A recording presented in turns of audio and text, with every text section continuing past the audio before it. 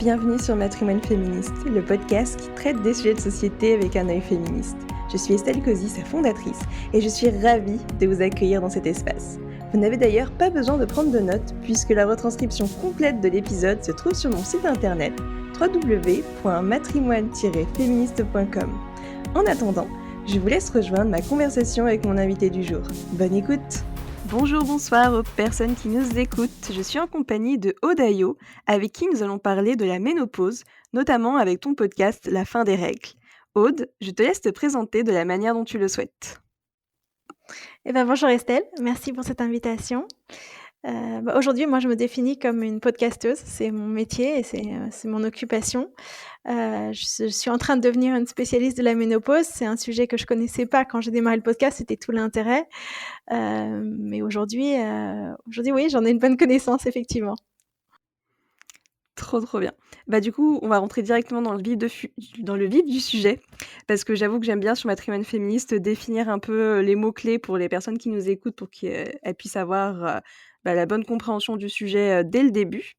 Alors du coup, qu'est-ce que la ménopause? Et aussi, j'aimerais aussi te poser la question de qu'est-ce que l'andropause? Parce qu'en fait, c'est grâce à toi que j'ai appris ce terme, parce que je l'avais vu sur ton post LinkedIn, et du coup, je me dis que c'est bien aussi de définir les deux termes pour que tout le monde reparte avec le même niveau de connaissance. Ouais, alors la ménopause, en général, on le définit comme l'arrêt des règles pendant 12 mois, hors grossesse évidemment.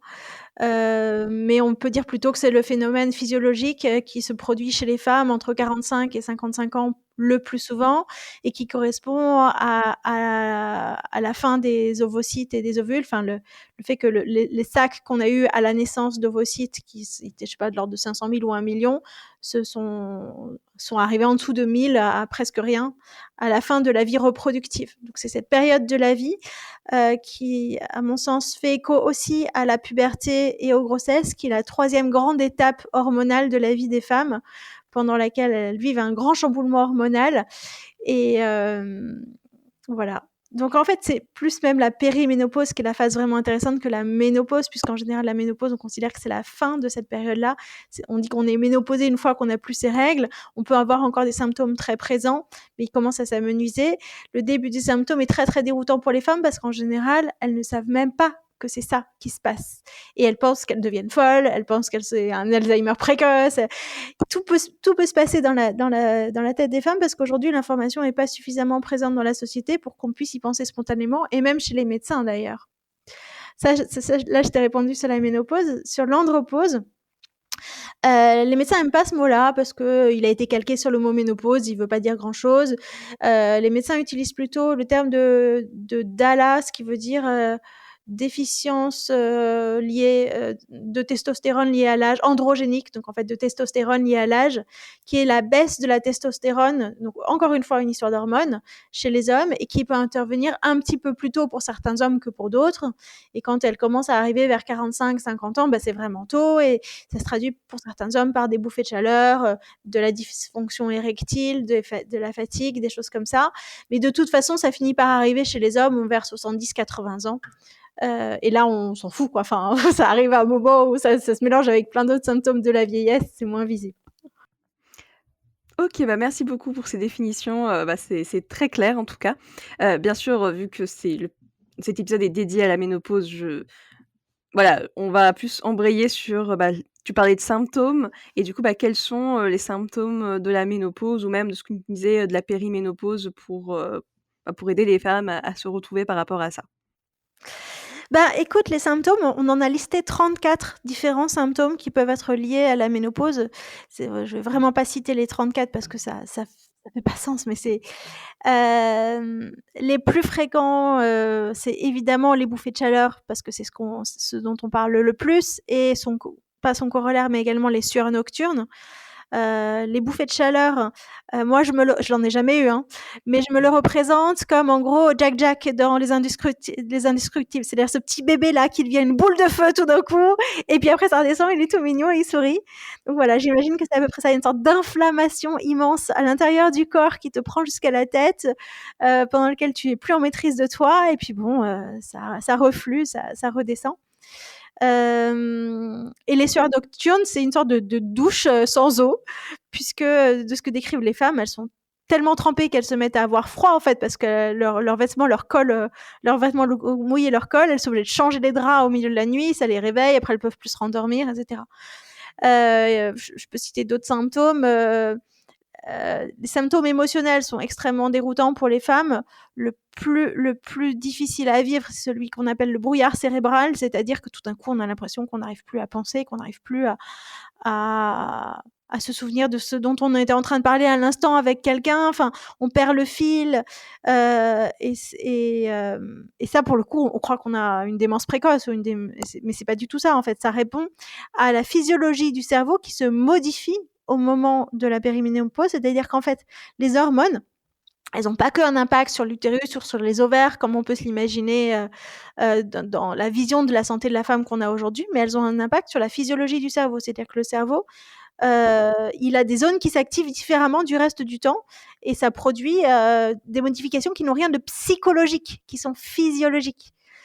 Et qui sont pas du tout, on peut pas dire à une femme, bah, va chez un psy à ce moment-là, ou va voir un psychiatre, il te donnera des antidépresseurs, ça ira mieux. C'est pas la bonne réponse à apporter à ce genre de manifestation. Il y en a d'autres qui sont les sautes d'humeur et l'agressivité, c'est-à-dire, on peut même dire des gros mots pour un rien. Enfin, moi, j'ai vécu ça à la grossesse, cette espèce de désinhibition totale du langage. Je crois que c'est à peu près la même chose qui peut se retrouver à ce moment-là. Et puis aussi, les sautes d'humeur, c'est un peu une sorte de maniaco-dépressive. On est hyper euphorique sur un truc, il n'y a pas besoin, il n'y a pas de raison. Et puis tout d'un coup, c'est la dépression au milieu de journée pour aucune raison compréhensible. C'est des crises d'anxiété. Enfin, c'est des symptômes qui sont vraiment très, très déroutants. Et je pense, en tout cas, moi, de mon expérience d'avoir interviewé tellement de femmes, qu'il ne faut pas s'arrêter à ces symptômes. Il faut chercher, d'abord, ils sont une indication qu'il y a un déséquilibre dans le corps, donc il faut chercher à soigner ce déséquilibre. Et ils peuvent être aussi annonciateurs de prédisposition pour des maladies futures. On trouve des liens, notamment avec des risques cardiovasculaires ou des risques de diabète dans les symptômes qu'on rencontre à ce moment-là. Et il faut aussi les prendre comme une aide. On peut aussi les voir comme c'est le moment de ma vie où je m'affirme, où je dis qui je suis. Et ces sautes d'humeur, elles m'aident à oser des choses que j'aurais pas suffisamment osé à d'autres moments, à dire non, en fait. Donc ça, j'adore cette vision de la ménopause. Je la trouve très, très juste, très jolie. Mais oui, c'est clairement de l'empowerment, féminin, prendre le pouvoir de sa vie, agir, ne plus, se laisser, embarquer, je sais pas, par des dictats ou quoi que ce soit. Tu vis pleinement qui tu es, donc c'est vrai que ça fait sens en tout cas avec, ce que je peux penser. Et ça m'amène à penser, est-ce que du coup, en entendant, tous ces symptômes, je me dis que c'est vrai qu'il y a beaucoup de femmes qui sont pas au courant, que ça existe, et du coup, c'est important de lever la parole à ce sujet, donc je suis très contente que tu sois avec nous, aujourd'hui à ce propos. Et du coup, c'est vrai que ça m'amenait à des questions, comment on fait, pour, vivre, au quotidien avec ces symptômes? Comment soigner ce déséquilibre? Quelle est la bonne réponse à apporter à ces manifestations? Je reprends les termes que tu as dit pour, pour rebondir. Alors ça, c'est aujourd'hui un grand débat parce qu'il y a vraiment, je trouve aujourd'hui un clivage dans la société autour de la question du traitement hormonal de la ménopause. Alors pour refaire l'histoire, parce que c'est important de revenir en arrière, on a découvert les hormones dans les années 30 ou à peu près. On a commencé à essayer de les utiliser pour toutes sortes de maux chez les hommes comme chez les femmes, et on s'est rendu compte que, prendre des œstrogènes, ça avait un impact sur la ménopause, et donc on a prescrit massivement des œstrogènes aux États-Unis avant de se rendre compte que les prescrire par voie orale, c'était pas une bonne idée. Les prescrire sans progestérone, c'était aussi une très mauvaise idée parce que ça provoquait des cancers de l'utérus. Donc on est un peu avancé à tâtons comme ça, jusqu'à trouver un traitement hormonal dit à la française, c'est-à-dire une association d'œstrogènes qu'on prend en crème, c'est-à-dire en voie locale et surtout pas en voie orale parce que c'est mauvais pour la fonction hépatique. J'utilise des termes scientifiques alors que je suis absolument pas médecin, je devrais pas, mais pour le foie, en tout cas, c'est ce que j'ai lu. Et de la progestérone qu'on appelle micronisée, ce mot, je sais absolument pas ce qu'il veut dire, ça a l'air de vouloir dire que c'est naturel, en gros. Et donc l'association des deux est la modalité la plus saine. Sauf que les Américains ont fait une très grande enquête sur une dizaine d'années, à partir du milieu des années 90, pour, essayer de comprendre un petit peu ce qui fonctionnait et ce qui fonctionnait pas, et ils en ont tiré des conclusions qui étaient totalement erronées à l'époque. C'est-à-dire qu'en fait, en 2002, ils se sont dit: «Mais on a fait n'importe quoi, les femmes à qui on a donné ce traitement hormonal, elles sont en train de mourir de maladies cardiovasculaires et en train de développer des cancers du sein, on s'est complètement gouré, il faut tout arrêter. Ces hormones, c'était de la merde, on arrête». Et très peu de temps après ça, 3 à 5 ans après, ils se sont dit: «Ah, en fait, on était allé un peu vite, on s'était trompé, on n'avait pas administré ces hormones-là aux bonnes femmes et en plus, on n'avait pas choisi le traitement à la française. Donc nos conclusions hâtives étaient erronées. Le traitement hormonal a un vrai impact positif pour les femmes et il n'est pas associé aux risques qu'on avait identifiés au départ».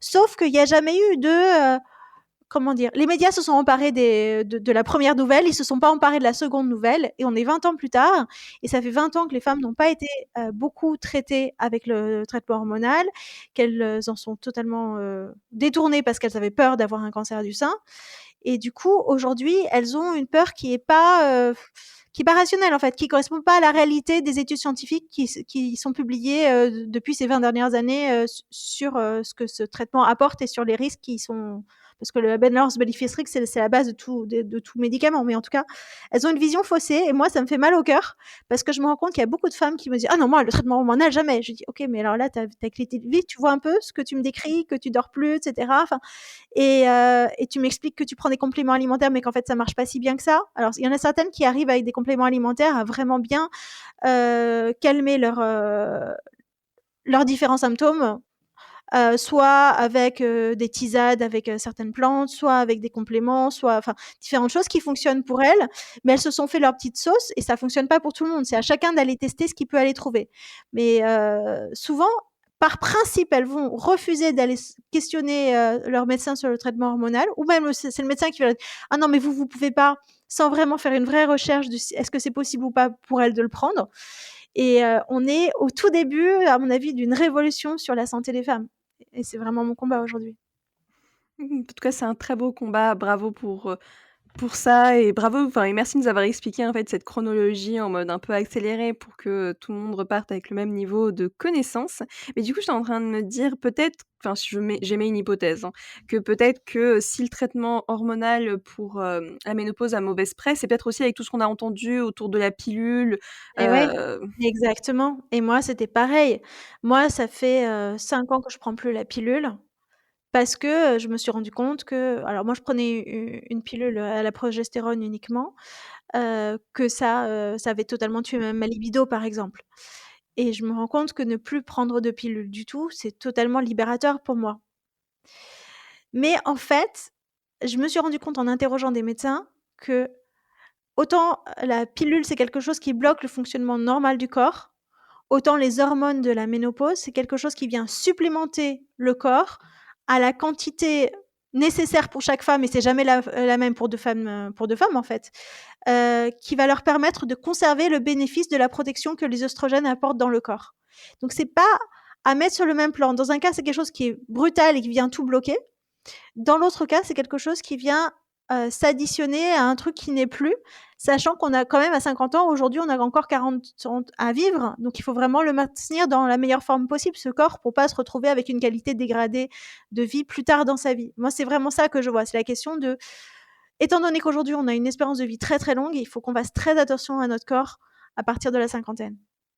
Moi, j'y suis pas encore, hein, mais c'est simplement les jalons que je pose.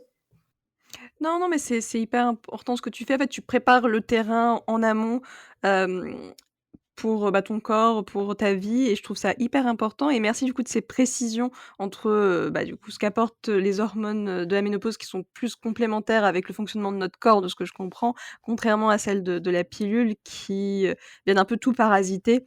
Donc, c'est hyper important ce que tu nous dis. Et du coup, en fait, ça m'amène à penser que, bah, c'est vrai que la ménopause, c'est pas quelque chose qu'on connaît vraiment, en fait et du coup, comment ça se fait que la ménopause est encore tabou encore aujourd'hui alors que normalement, c'est le cycle normal, enfin, de toutes les femmes? Ben, il y a la question de l'invisibilité des femmes à partir de 50 ans où elles sont vues, heu, déjà la représentation dans le cinéma, je pense, joue énormément. Je trouve que les Disney sont vraiment hyper emblématiques, de la façon dont les femmes sont vues, dans la société puisque les femmes sont toujours considérées comme, des sorcières ou des marâtres ou des femmes qui donnent de qui jettent des sorts aux bébés. Donc une vision très comment dire?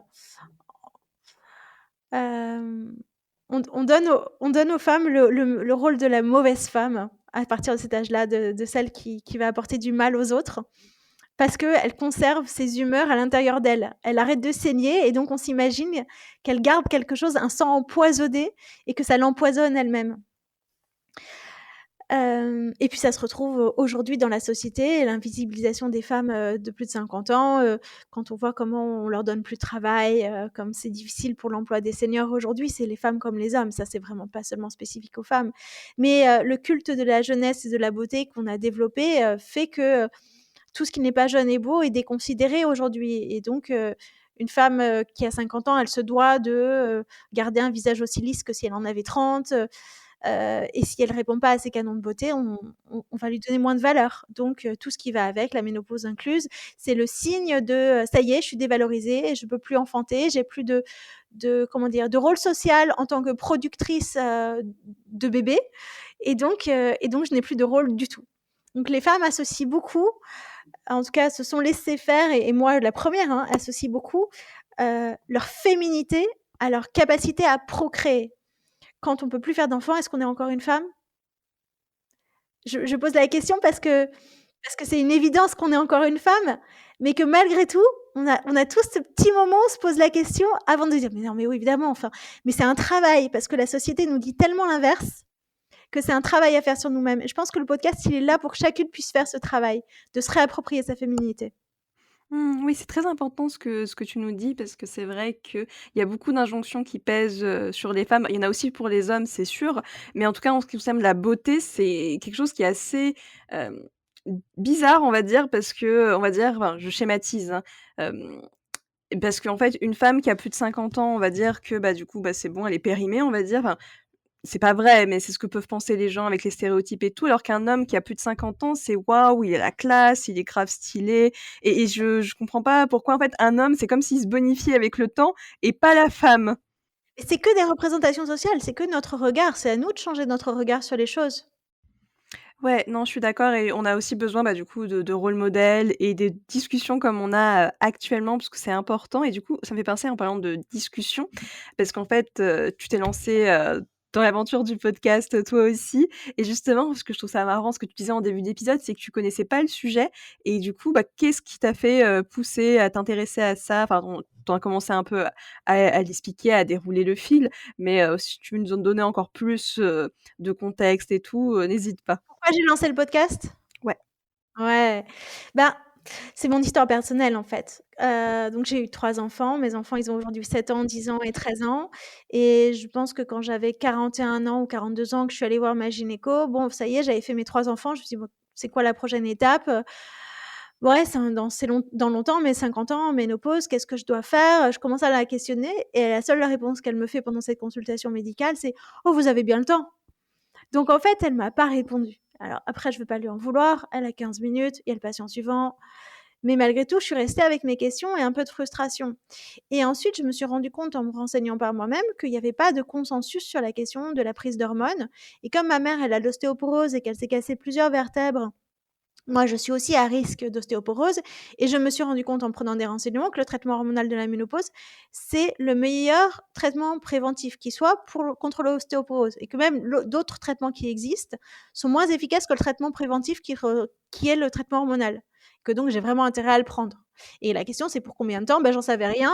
La Haute Autorité de Santé me disait 5 ans maximum, sauf que j'ai rencontré un gynéco qui m'a dit que Jane Fonda, elle prenait toute sa vie et que c'était ça qu'il fallait faire. Je dis: «OK, en fait, il y a pas de consensus. Comment c'est possible qu'il y ait pas de consensus sur un truc aussi important?» Donc c'est parti de là. C'est parti du fait qu'au même moment où je me rendais compte que le tabou des règles était en train d'exploser et notamment aussi en entreprise et que je me suis dit: «Si on arrive à faire exploser le tabou des règles, il y a pas de raison qu'on n'arrive pas à faire exploser le tabou de la ménopause». Donc c'est parti de cette volonté d'aller, questionner les femmes pour qu'elles racontent comment ça se passait pour elles. Parce que j'avais aussi, moi personnellement, ce truc de, les années passant, j'avais finalement 44 ans, entre 41 et 44. Hem, ce sera quoi ma vie à 50? Aujourd'hui, je me sens encore jeune, mais plus vraiment tout à fait, mais pas encore vieille. Qu'est-ce que ce sera à 50? Ce que j'ai pas vécu aujourd'hui, est-ce que je peux encore le vivre plus tard? Est-ce que ce sera pas trop tard? Heu, Plein de questionnements que j'avais comme ça sur la question de l'âge et aller voir ces femmes et les entendre, ça m'a, totalement libérée. Ça a été pour moi un chemin de transformation incroyable, de me rendre compte à quel point elles sont heureuses et libres et libérées du regard social et centrées sur elles-mêmes et ça c'est vraiment une belle parole, je trouve. Mmh.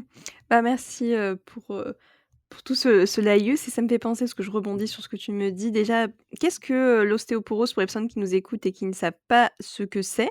Et après, j'avais envie aussi de continuer, la discussion, sur, qu'est-ce que toi, ça t'a apporté, du coup, en termes de transformation personnelle, tous ces témoignages et également, tu nous expliquais que le tabou des règles, il a explosé en entreprise et du coup, pourquoi ça a explosé et pourquoi du coup, la ménopause n'en est pas encore là? Oui, ça fait 3 questions, voilà, ça fait 3 questions. Ostéoporose d'abord, c'est quand les os se fragilisent au point qu'à 80 ans, on se casse le col, l'os du fémur, là où le col du fémur, le truc hyper classique qui arrive, et que c'est très compliqué de s'en remettre. Donc c'est une fragilisation des os, parfois aussi les os des poignets, ça peut arriver, et qui se mesure avec une mesure qu'on appelle l'ostéodensitométrie, un truc comme ça, qui permet de voir la solidité des os et comment est-ce qu'on protège ces os. Le meilleur moyen de protéger ses os, c'est de faire du sport à impact, c'est-à-dire de la marche ou de la course parce que, par exemple, la natation, ça ne n'agit pas là-dessus.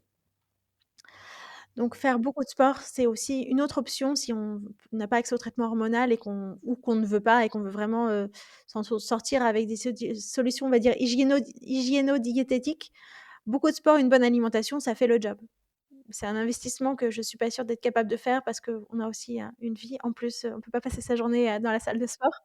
Mais il faut quand même beaucoup le faire. Il faut augmenter le sport à partir de la cinquantaine. C'est un moment où vraiment, si on n'en a pas fait avant, faut s'y mettre. Si on en a fait, il faut pas lâcher, il faut continuer.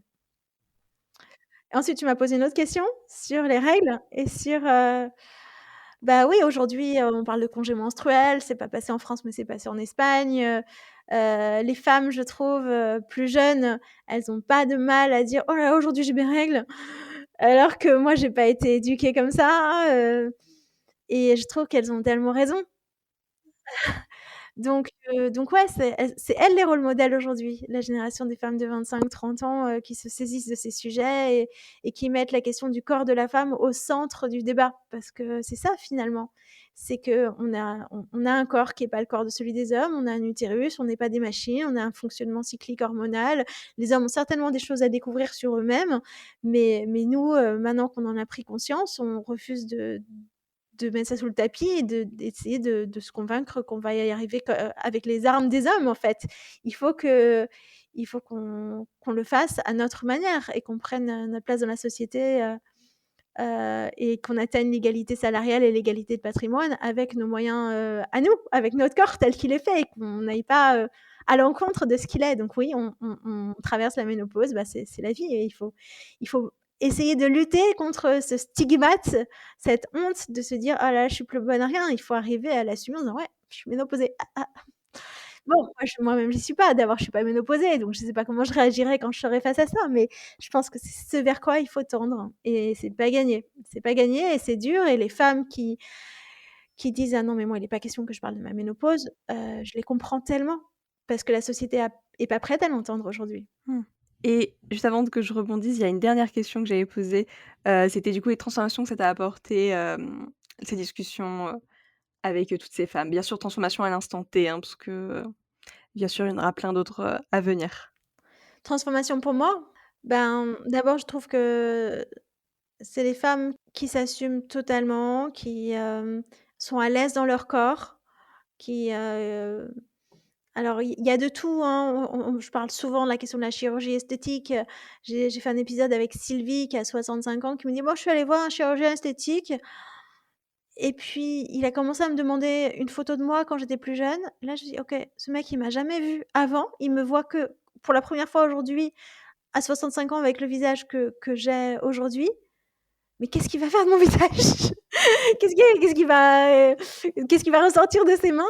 Et elle s'est dit: «En fait, c'est trop tard». Je suis allée le voir trop tard, donc son message c'était, «Si vous avez envie de chirurgie esthétique, vous privez pas et allez-y à 55 avant, allez-y au moment où vous y pensez quoi, repoussez pas, ce passage-là». J'avais trouvé ça tellement drôle. Hem sur les soins esthétiques, parce que je dis chirurgie, mais en fait, il faut plutôt dire soins, parce qu'il y a beaucoup de femmes qui font maintenant, de l'acide hyaluronique, des injections. Enfin, je connais mal ce milieu-là. J'avais discuté de ça avec Claire Fournier aussi, qui m'avait dit qu'elle, elle avait fait la ride du lion ici parce que, quand elle passait à la télé, elle était tout le temps froncée comme ça et ça lui donnait un air, renfrogné alors qu'elle était juste sérieuse, en train de travailler, en train de lire ses notes. Et donc là, pour le coup, le dermato qui lui avait fait ça, lui avait dit: «Bah, surtout dites rien, personne va rien voir, hein. Dites pas à votre mari, gardez-le pour vous, personne s'en apercevra», genre il avait tellement bien travaillé, c'était tellement léger et magnifique que personne n'allait s'en apercevoir. Alors oui, OK, il avait très bien bossé et c'est vrai qu'elle est très belle comme femme. Mais ce côté genre: «Je vais pas le dire», c'est tellement malsain, en fait. Ça installe un truc de comparaison entre les femmes, tu crois que c'est naturel, mais en fait, tu sais pas qu'elle sait faire faire le visage. C'est un peu comme quand on se faisait refaire les seins, enfin, les débats qu'on avait il y a 20 ans, genre, si tu le dis pas, les femmes s'imaginent toutes que toutes les poitrines sont parfaites sauf la leur. Bah non, c'est pas ça la réalité. Donc je retrouve un petit peu la même chose là-dedans. Ouais, je suis d'accord avec toi, c'est quand même, très toxique de pas parler ce genre de choses, alors qu'on va dire on est des êtres humains et ça peut inspirer, de partager ses expériences, de montrer, enfin, même avoir de l'empathie en disant: «Ah oui, c'est vrai que je suis passé par là moi aussi» ou peut-être que moi aussi je vais y passer et que personne n'est parfait et que, bah, c'est vrai que les réseaux sociaux, hein, c'est, bah, maintenant c'est quand même amélioré je trouve quand même sur Instagram, mais c'est vrai que les réseaux sociaux c'est, l'endroit on va dire où tu vas te comparer, alors que, bah, de fait, on peut pas vraiment comparer, des expériences de vie qui sont complètement différentes, des valeurs qui sont différentes, mais après, bah, c'est humain la comparaison, ça c'est sûr malheureusement.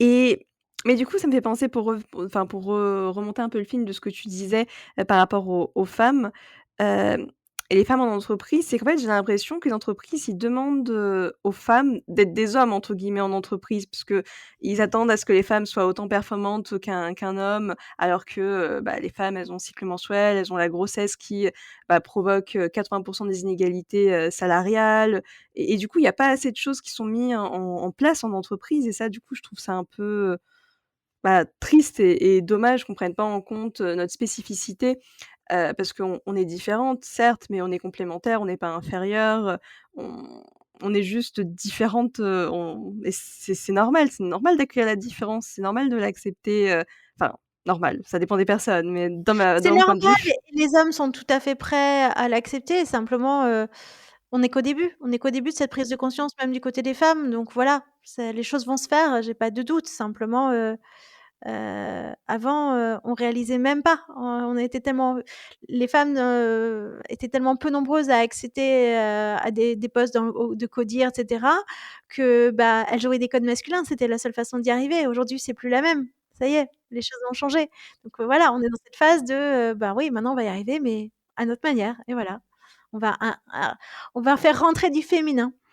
Oui, non, ouais, c'est important. Bah, c'est bien, c'est quand même il y a de l'espoir, c'est positif, ça montre que la société, elle évolue, elle change et que c'est une bonne chose et du coup, pour revenir sur ce que tu nous disais par rapport à ton podcast, je fais des sortes de petits allers-retours, pendant que j'y pense et mais en fait, ton podcast il s'appelle, «La fin des règles» et du coup, bah, toi, ça veut dire quoi pour toi la fin des règles?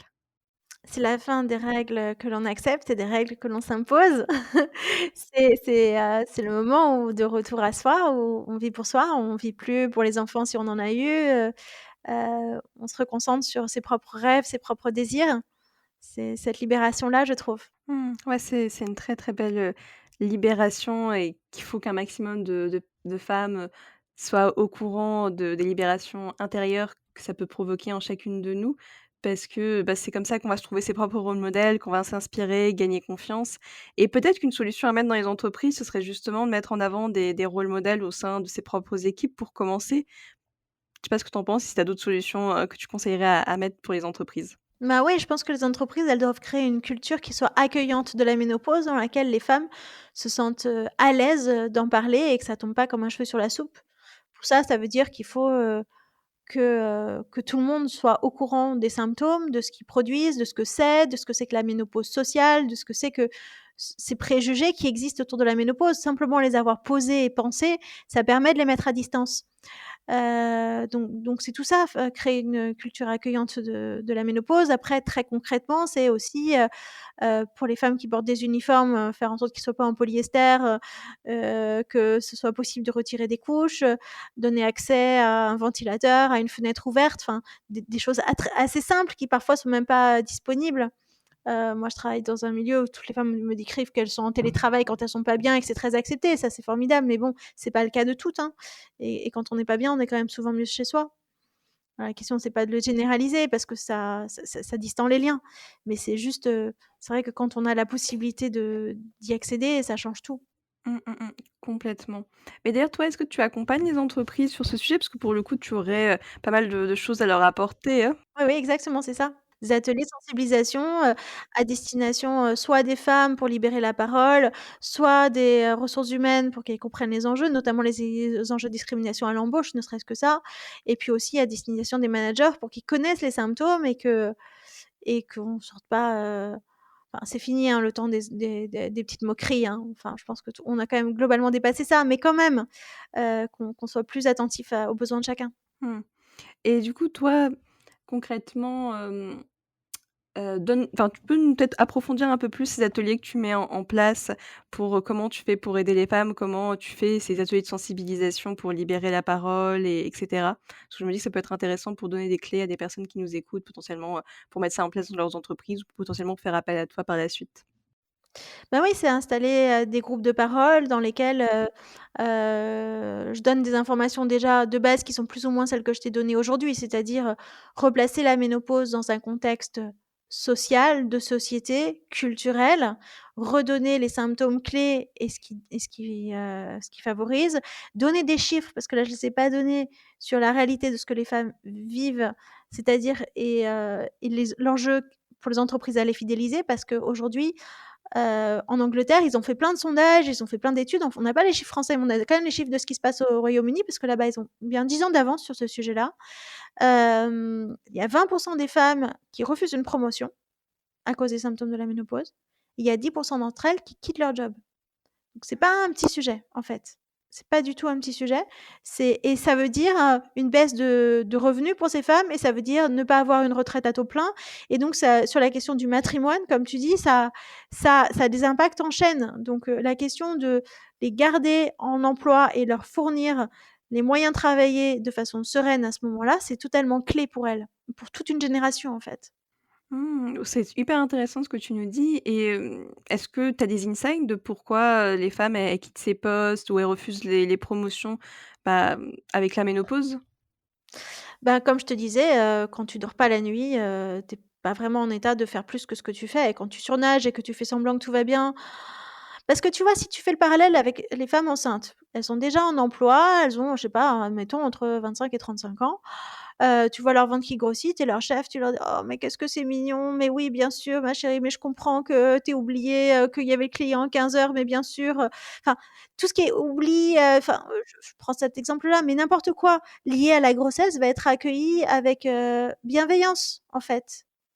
Parce que c'est la culture qui veut ça, c'est les préjugés qu'on a en soi et contre lesquels, il faut lutter, mais bon, on va pas en vouloir aux gens parce que c'est comme ça, c'est la culture dans laquelle on est. Quand c'est la ménopause, c'est ah! Comment dire? Les gens comprennent pas, ils attendent qu'une nana de 50, elle soit au top, comme elle était, peu de temps auparavant, qu'elle soit hyper efficace. Et si elle commence à dire: «Non, là, c'est compliqué en ce moment, j'ai des pertes de mémoire, je m'y retrouve pas», heu, bah, ce sera hyper, hyper mal vu. Elles sont à un niveau de responsabilité qui font que c'est pas acceptable. Enfin, il peut y avoir plein de choses, mais elles vont tout faire pour masquer ce qui leur arrive et faire semblant que c'est business as usual, alors que ça l'est pas du tout. Donc quand la promotion arrive, elles sont pas en état de se mettre une couche de plus et ni de dire pourquoi elles refusent finalement. Donc quelque chose de très malsain qui se met en place à ce moment-là. Mais d'ailleurs, ouais, quand tu parles de masquer ce qui arrive, c'est vrai que ça me fait aussi penser, par exemple, à des femmes qui peuvent avoir des règles très douloureuses, au travail et ben, elles vont faire, croire que tout va bien et cetera pour, justement, pas, parce que c'est dans la culture qu'elles ont évolué de pas montrer, la souffrance qu'on peut avoir, parce que sinon ça peut potentiellement enfin, elles pensent qu'elles peuvent leur mettre des bâtons dans les roues et compagnie et c'est vrai que dans certaines entreprises qui sont pas bienveillantes, ça peut être le cas et c'est vrai que c'est pas forcément évident de trouver des bonnes entreprises, je pense, qui peuvent accueillir, du coup, les changements, chez les femmes et même, chez les minorités ou même, titre plus large. Donc ouais, c'est vraiment tout un sujet, et je sais pas si toi, tu aurais des clés pour donner, par exemple, comment savoir si l'entreprise est bienveillante pour toi et si elle peut accueillir, par exemple, la ménopause ou, les règles douloureuses, ce genre de choses? Bah, ça, les entreprises qui ont mis en place un congé ménopause, il y en a pas en France. Mais en revanche, des entreprises qui ont mis en place un congé, toute cause, ça, il commence à y en avoir. Où on n'a pas à justifier et on a un certain nombre de jours de congé qui peuvent servir à par raison d'un par mois pour l'endométriose ou alors, pour un enfant malade au-delà des jours d'enfant malade ou alors pour effectivement des jours ménopause.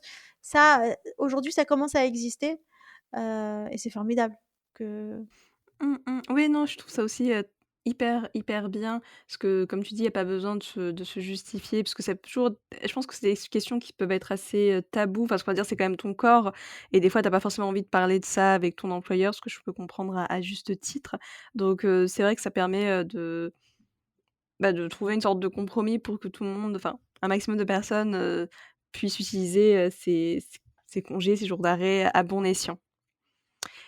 Et du coup, je me demandais aussi comme question, même si on a commencé à en parler, mais comment on fait pour, traverser, la ménopause dans les meilleures conditions? Bien sûr, tu as parlé de sport et cetera, mais je me dis, on n'a pas parlé de la santé mentale, enfin, au sens propre du terme, donc je me dis que ça pourrait être aussi intéressant, d'aller aussi explorer cette voie également. la santé mentale. Mmh. Heu, Effectivement, c'est ce que je te disais au début sur la physiologie du cerveau qui se modifie et qui donc, impacte, à la fois, enfin oui, impacte tout ce qui est émotionnel donc la stabilité émotionnelle, il y a plus. Mais c'est passager ça, en fait, dans le corps d'une femme. Après ça revient à la normale au bout de quelques années et donc il y a pas de raison de surmédicaliser non plus. Mais effectivement, sur le moment, c'est quelque chose qui est très difficile à vivre pour soi-même et pour son entourage, d'après ce que j'ai compris, vu les témoignages que j'ai recueillis là-dessus. Hem, donc ouais, les femmes qui étaient plus sujettes à dépression pendant leur vie, seront plus sujettes à dépression à la ménopause. Les femmes qui ont eu un postpartum difficile, pareil, risquent sont plus à risque de dépression et le traitement hormonal aide beaucoup dans ce cas-là. Mmh. Pour la régulation de l'humeur, c'est vraiment clé. Mmh. Ouais, je vois. Ça fait une boucle avec ce que tu disais tout à l'heure, donc c'est important. Et ça me fait penser aussi parce que tu parles de témoignages et du coup, toi, c'est quoi les témoignages, dans ton podcast qui t'ont le plus, marqué? Il y a beaucoup d'épisodes que j'adore. Le tout premier, j'étais pas encore très bonne, hein, moi c'était mon premier, avec, Dominique Lévy qui a été directrice générale d'Ipsos et qui raconte comment elle a fait une carrière en tant que femme qui se bat avec les codes masculins, enfin qui se bat. Je c'est un peu une fille dans le boys band. C'est OK, je suis arrivée, au COMEX d'une grosse boîte, je suis devenue directrice générale, mais finalement je l'ai fait avec les codes masculins. J'ai trouvé qu'elle a eu un regard sur son parcours, qui était très juste et très riche. J'ai adoré cet épisode et j'ai eu énormément de retours. Ouais, c'était le début et vraiment les gens ont été, épatés de cet épisode. Après dans les plus récents, il y en a plein que j'adore. Il y en a un avec, Sarah qui parle du développement impersonnel, c'est-à-dire que, l'au-delà du développement personnel, qu'est-ce qu'on comment, enfin, elle parle de l'impasse qu'il y a à vouloir toujours, chercher à aller mieux à tout prix et comment il faut se décentrer, arrêter de mettre l'ego au centre de tout pour vraiment aller mieux, si c'est ça qu'on veut ou et en dehors de ça, on a parlé de l'amour, et c'est un épisode aussi que j'ai trouvé incroyable. Voilà et puis ensuite quoi d'autre? Un épisode que j'ai fait récemment, avec une experte, elle est médecin en médecine sexuelle et elle parle de testostérone pour les femmes. Là, hyper novateur parce que c'est vrai que les femmes en France prennent pas de testostérone et elle explique dans quel cas elle en prescrit et ça aussi ça a été, ça a vachement plu, mais sinon plein d'autres épisodes que j'adore. Si tu veux, je te ferai une liste, des 10 épisodes à pas rater, mais il y a au moins 10 qui sont vraiment incontournables, ouais. Ah bah, avec grand plaisir, comme ça je les mettrai en description de l'épisode. Mais d'ailleurs ça me fait penser pour rebondir, parce que tu parles de testostérone pour les femmes et du coup moi ça m'intrigue, si tu peux en parler un peu plus, enfin teaser un peu cet épisode, de podcast, pour nous les personnes qui nous écoutent. Bah, en fait, ce que je savais pas avant de l'interviewer, c'est que, alors il y a aussi une perte de libido dont j'ai pas parlé. C'est qu'il y a une sécheresse vaginale qui s'installe au moment de la ménopause. C'est-à-dire que l'absence d'œstrogène dans le corps fait qu'il y a un assèchement de la zone, vulvaire et qui fait que les rapports peuvent être difficiles. Il faut utiliser du lubrifiant et en plus, beaucoup de femmes ont plus envie du tout, notamment avec, tout ce qui est les symptômes dépressifs dont j'ai parlé. Enfin, j'ai une auditrice au téléphone qui m'a dit, ben, mon mari, ben, c'est mon meilleur ami. Pour montrer qu'en fait, il y avait plus de vie amoureuse, plus de vie sexuelle et c'est très, très dommage parce qu'il y a des femmes à qui ça convient très bien, il y a d'autres femmes qui voudraient autre chose et autrement. Et donc pour ces femmes-là, même si elles ont le traitement hormonal de la ménopause dont je parlais, donc association progestérone et oestrogène, parfois ça suffit pas. Ça ramène pas le désir sexuel et pour ça, il faut prendre de la testostérone parce que la testostérone est l'hormone du désir sexuel. Les femmes en ont 10 de la quantité de ce que les hommes ont en temps normal. Donc supplémenter les femmes en testostérone, ça peut permettre de retrouver une libido, qui correspond à celle qu'on avait dans notre vie et qu'on veut continuer à avoir. OK, ouais, non, je savais pas du tout, donc c'est hyper intéressant, ce que tu nous dis là. Donc, s'il y a des personnes qui nous écoutent, enfin, s'il y a des femmes qui nous écoutent, qui prennent, des hormones, pour la ménopause et qui ont, cette perte de désir, potentiellement, elles pourraient se renseigner, pour la testostérone, pour les femmes. Et du coup, comment ça se passe? C'est, des cachets? Enfin, c'est Non, non. Alors aujourd'hui, en France, c'est prescrit hors autorisation de mise sur le marché pour cette indication. Parce qu'il y a qu'en Australie que c'est considéré comme une indication, normale. Mais aujourd'hui en France, ça a pas encore été reconnu. Malgré, le fait que des sociétés savantes à l'international aient donné les recommandations en ce sens. En France, enfin, la France a beaucoup, je trouve, le même retard sur la ménopause. Les recommandations sur la ménopause, elles datent de 2014, elles ont jamais été mises à jour malgré toute la littérature scientifique qui est parue depuis, c'est pas normal. Voilà. Moi, c'est ce que j'ai compris, c'est que finalement les sociétés savantes, elles ont plus de richesse et plus de contenu que les recommandations, des institutions, étatiques, on va dire.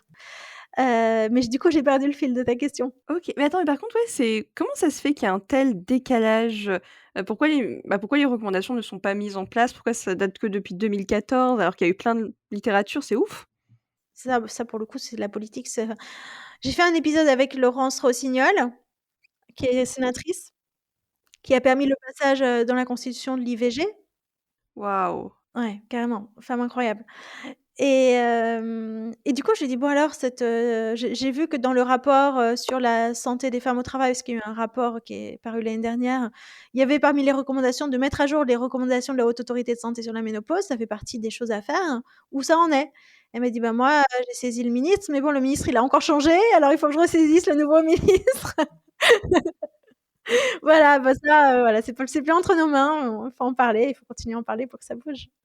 OK, ah oui, mince, ouais, c'est sûr que ouais, comme tu dis, il faut continuer à en parler pour que ça bouge comme ça, les politiques, on espère qu'ils vont prendre ce sujet, au sérieux parce que, bah, c'est la vie, en fait, c'est normal. Du coup, je me demandais qu'est-ce que tu voudrais rajouter à notre discussion avant qu'on passe à la conclusion? Je sais pas, je pense qu'on a parlé de plein de choses, c'était très bien, c'était très bien. Trop bien. Du coup, pour la conclusion, quel serait ton mot, de la fin par rapport à tout ce qui a été, dit? Je sais pas, j'ai pas de mot de la fin, c'était moi je vous recommande d'aller écouter La fin des règles, découvrir les témoignages de ces femmes parce que je trouve que, même plus jeunes, hein, même si vous avez 35 ans, il y a des choses à aller saisir et à aller sentir de ces parcours de femmes qui parlent avec une très grande liberté. Un épisode que je trouve génial aussi, c'est le 2e avec Réjeanne Hérault, heu, qui qui raconte ça avec beaucoup de franchise. Moi, je trouve que c'est des beaux rôles modèles, ces femmes et que c'est important qu'elles soient découvertes autrement que par l'image que la société que le regard que la société porte sur elles, qu'elles puissent être leur propre porte-parole. Pendant que tu me disais ça, ça me fait penser à une question qui est apparue, qui a popé. C'est toi, qu'est-ce que tu dirais à ta toi de plus j enfin, à ta toi plus jeune? Ah bah, moi, plus jeune, j'en sais rien du tout. Je sais pas ce que je dirais à ma moi plus jeune. Bah, par rapport, par exemple, pour pas qu'elle ait peur, bah, de vieillir, que c'est normal, pour rassurer? C'est normal que je m'en sois préoccupée après la quarantaine et même, beaucoup de gens me disent que je m'en préoccupe beaucoup trop tôt. Ils ont très certainement raison. C'est des sujets qu'on aborde à 50 et pas de raison de le faire avant, mais je trouve ça bien d'être préparé, j'avais discuté avec Pascaline Lambroso qui m'avait dit qu'elle avait entendu cette phrase qui l'avait beaucoup marquée, qui lui disait, «La ménopause, ça se prépare à 40 ans». Il faut Mmh. 10 ans pour se préparer à la ménopause. Donc en fait, c'est un peu ce que je fais et oui, je pense que c'est ce qu'il faut faire, c'est se préparer, c'est juste, voilà, avoir accès à ces témoignages, entendre, des femmes plus âgées parler d'elles. C'est déjà énorme. Mmh. Oui, c'est vrai que ça fait un vrai cheminement intérieur, qui est bénéfique pour toutes et tous aussi, parce que les hommes aussi, c'est important, qu'ils se mobilisent aussi sur ce sujet pour qu'ils nous comprennent et sont je pense Et ils le que font, hein, ils sont très à l'écoute, moi, je trouve, les hommes. J'ai des auditeurs qui m'écrivent, vraiment, c'est incroyable. J'ai fait un premier épisode avec un homme qui sort là dimanche, qui parle d'andropause, lui. Non, il y a une vraie demande des hommes de comprendre ce que c'est que cette histoire de ménopause pour les femmes. bah, c'est trop bien, bah, hâte d'écouter aussi, ce nouveau épisode qui va sortir, prochainement et bah, encore une fois, c'est toujours plein d'espoir de savoir que, bah, ça intéresse, tout le monde et parce que c'est que comme ça qu'on pourra avancer, main dans la main, pour une société plus juste et plus égalitaire. Et du coup, bah, pour continuer avec les dernières questions que je peux te poser, qui sont tes rôles modèles? Du coup, enfin, j'imagine toutes les personnes que tu as interviewées, dans ton podcast, mais si tu devais en sélectionner?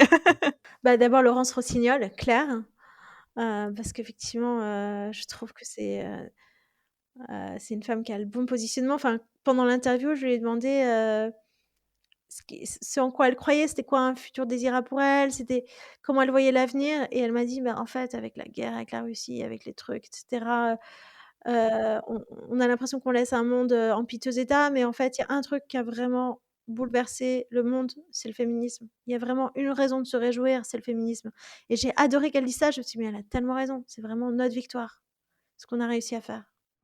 Mmh. Oui, du coup, c'est important de la célébrer, de la mettre en avant, parce que, bah, si on célèbre pas les choses bien, bah, c'est un p enfin, en fait, c'est vrai que dans notre société actuelle, c'est vrai qu'on comment dire? On se focalise surtout sur tout ce qui est négatif et pas des avancées, qui sont faites et je pense que pour rediriger vers une meilleure société, le féminisme et toutes les célébrations qu'on peut faire, c'est hyper essentiel. Ouais. OK et du coup, Laurence Rossignol, tu as d'autres personnes en tête? Ben, une femme que j'admire beaucoup aussi, Catherine Barba, parce que je l'ai rencontrée à l'occasion d'une formation que j'ai faite chez Envie et je trouve qu'elle est rayonnante et qu'elle apporte énormément de confiance, d'énergie, enfin incroyable. Ouais, j'aime beaucoup. Je la connais, on va dire, sur LinkedIn, hein, parce qu'elle est très active et son contenu, est très chouette. OK, et du coup, quelles ressources tu recommanderais aux personnes, qui nous écoutent? Ah bah, j'ai réfléchi à un livre que je pouvais vous recommander de lire du coup, c'est Utérus de Lia Hazard. C'est un bouquin fait par une Anglaise qui est sage-femme et qui a fait une recherche, sur l'histoire de cet organe méconnu à travers le temps et au pouvoir extraordinaire. Il y a un chiffre que j'ai tiré de ce livre qui m'a marquée, c'est qu'elle s'est rendue compte qu'il y avait eu 15 000 études faites sur le sperme et les spermatozoïdes et 400 études faites sur les fluides menstruels. What? Il y a encore un réservoir de connaissances à aller chercher pour soigner les femmes. Il faut se dire qu'on ne peut aller que mieux avec toute la science qui est devant nous, à les déterrer, à aller exploiter. Waouh! Ah oui, c'est dingue la différence en termes de recherche qui a été fait. Mais du coup, du coup, là, ça m'intrigue quand même un petit peu. Quel est ce que tu as retenu sur le pouvoir de notre utérus? Bah, elle dit que, on fait des transplantations de cœur, on fait des transplantations de tonnes d'organes, de reins, enfin surtout de reins en fait. Mais on n'a jamais pensé à faire des transplantations massives d'utérus et qu'il y a pas de raison en fait. Qu'on regreffe pas des utérus aux femmes qui ont des utérus dysfonctionnels, pour qu'elles puissent avoir des enfants. Enfin, c'est un des exemples que je donne de ma lecture, mais c'est un très beau livre. C'est vraiment un livre que j'ai adoré lire récemment, ouais. Bah, merci beaucoup pour cette recommandation. De toute façon, elle sera dans la description, pour les personnes qui veulent, aller explorer le sujet. Parce que moi aussi ça m'intéresse, je pense que je vais aussi aller me l'acheter. Trop bien. Bah, du coup, que signifie le terme féminisme pour toi? Ben, c'est déjà qu'aujourd'hui, on ait accès à une égalité juridique, ce qui était quand même pas gagné, parce que ma mère me rappelle souvent qu'elle-même, elle avait pas un compte en banque à son nom et que le jour où elle a découvert qu'elle pouvait pas ouvrir un compte en banque, Elle est tombée des nues, elle se rendait pas compte à quel point, enfin, c'est dans les années 60, hein, c'était la vie de ma mère. Aujourd'hui, elle a 80 ans, donc c'est ça vraiment, elle l'a vécu. Mais aujourd'hui, il faut qu'on atteigne l'égalité patrimoniale, enfin matrimoniale si on veut. C'est vraiment l'enjeu, d'être, l'égalité salariale, l'égalité de la capacité d'investissement, c'est à mon avis un gros enjeu et pour moi, le sujet principal, c'est effectivement la santé des femmes aujourd'hui. C'est d'avoir une égalité d'accès à la santé, une égalité de possibilités avec nos corps tels qu'ils sont, corps d'homme, corps de femme. Mmh. Bah, je te rejoins, totalement cette définition et c'est vrai que ça me paraît toujours assez dingue qu'il y a 100 ans, les femmes n'avaient pas autant enfin, n'avaient pas acquis les droits, tels qu'on a maintenant et qui nous paraissent normales. Donc c'est vrai que c'est important de le remettre au centre du village, cette constatation, parce que la société a vraiment fait un vrai bond de géant en très peu de temps au final et que c'est chouette. Mmh. Et du coup, dans ma dernière, question, c'est qui aimerais-tu voir au micro de Matrimoine féministe?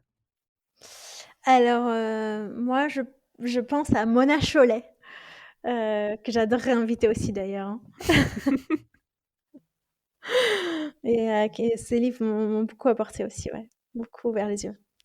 Ah bah, du coup, quel livre, de Mona Chollet, t'ont La ouvert les yeux? puissance invaincue des femmes, Sorcières, la puissance invaincue des femmes, le premier que j'ai lu, ouais. Trop bien. Bah, c'est vrai que je l'ai pas lu, il faudrait que je lise, il est dans ma palle. Mais c'est vrai que, ouais, Mona Chollet, c'est une autrice féministe très connue et qui a apporté beaucoup, bah, par ses lectures, par ses livres, donc c'est très chouette. OK. Bah, en tout cas, bah, merci beaucoup, pour cet épisode, c'était très enrichissant, on a appris plein de choses et bah, du coup, bah, je vous dis à toutes les personnes qui nous écoutent, ciao, ciao, à la prochaine. Merci.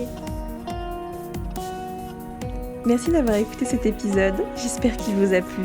Si c'est le cas, je vous invite à parcourir la retranscription de l'épisode sur mon site internet www.matrimoine-féministe.com et me laisser votre avis en commentaire.